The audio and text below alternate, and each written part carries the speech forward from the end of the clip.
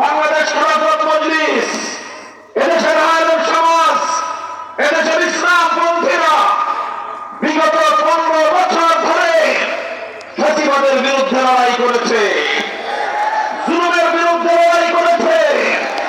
বাংলাদেশ খেলাফত মজলিসের নেতৃবৃন্দ শেখ হাসিনার অন্যতম জুলুম এবং নির্যাতনের টার্গেটে পরিণত হয়েছে। আমরা কারা নির্যাতিত হয়েছি? আমরা 2013 সালে শাপলা চত্বরে শাহাদাতের রক্ত দিয়েছি।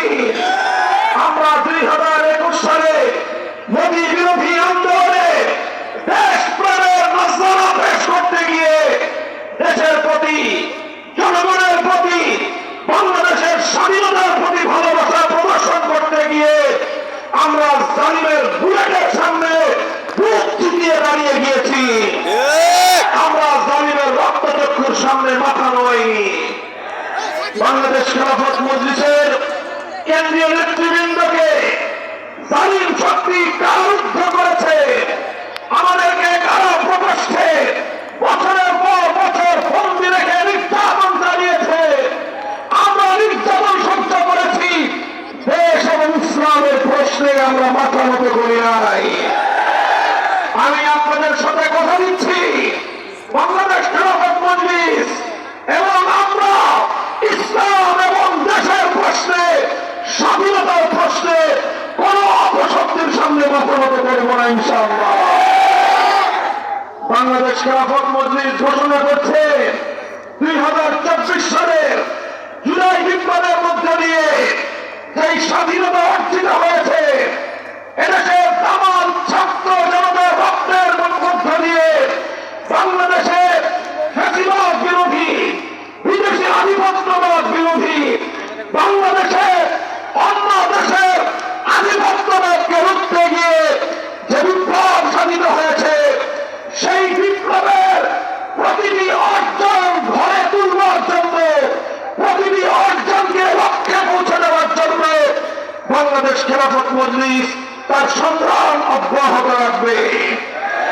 পরিষ্কার ভাষায় আমরা বলি, জুলাই সনদ পূর্ণাঙ্গভাবে বাস্তবায়ন করতে হবে। জুলাই সনদের আইনি ভিত্তি প্রদান করতে হবে। জুলাই সনদের আইনি ভিত্তি প্রদানের জন্য যেই গণভোটের ঘোষণা দেওয়া হয়েছে, যেই গণভোটের প্রতিশ্রুতি ব্যক্ত করা হয়েছে, বাংলাদেশের জাতীয় নির্বাচনের আগে জুলাই সনদের গণভোট বাস্তবায়ন করতে হবে। আমরা মনে করি জুলাই সনদের ফসল ঘরে তুলতে না পারলে বাংলার মানুষ অর্জিত স্বাধীনতা আবার হাতছাড়া করতে হবে।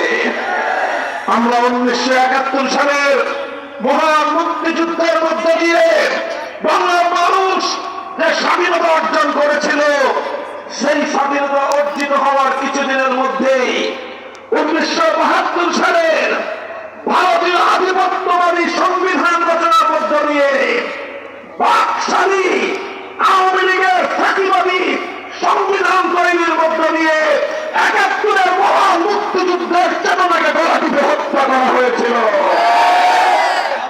আমরা 53 বছর পর্যন্ত বাকশালী আওয়ামী সেই সংবিধান দ্বারা বাংলাদেশ শাসিত হয়েছে। 24-এর সহস্রাধিক তাজা প্রাণের শাহাদাতের বিনিময়ে 72-এর সেই ব্যবস্থাপনাকে পরাজিত করা হয়েছে।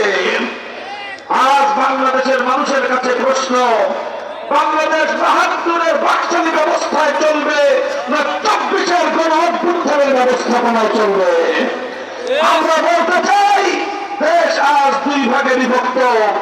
এক ভাগ 72-এর বাকশালপন্থী, আরেক ভাগ 24-এর গণ অভ্যুত্থানপন্থী। গণভোট হবে, সেই গণভোটে আমি জানতে চাই আপনারা জুলাই সনদের পক্ষে, আপনারা জুলাই গণ অভ্যুত্থানের পক্ষে হ্যাঁ ভোট দেওয়ার জন্য প্রস্তুত থাকবেন।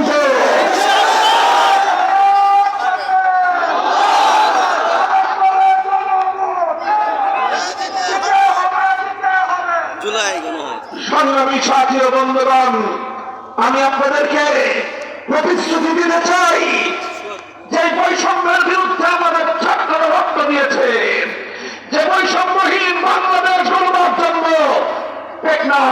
তেঁতুলিয়া